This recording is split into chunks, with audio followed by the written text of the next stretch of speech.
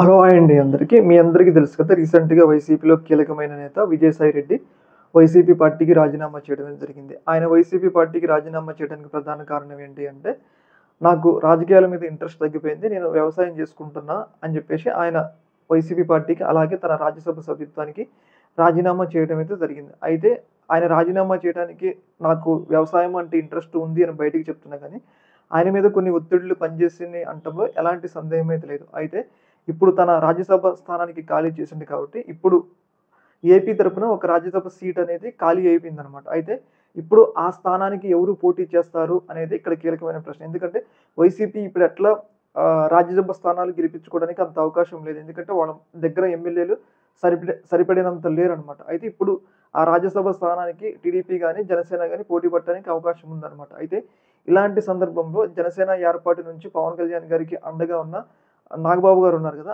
ఆయనకి రాజ్యసభ సీటు ఇస్తారు అని చెప్పేసి మనకైతే వార్తలైతే వస్తా ఉన్నాయి.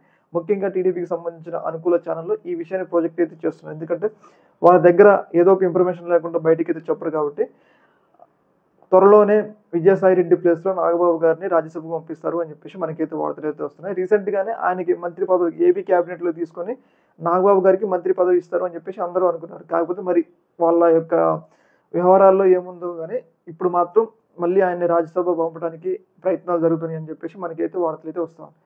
ఈ యొక్క ఇష్యూ మీద మీ యొక్క అభిప్రాయం తెలియజేయండి. ఓకే మరి థాంక్ యూ.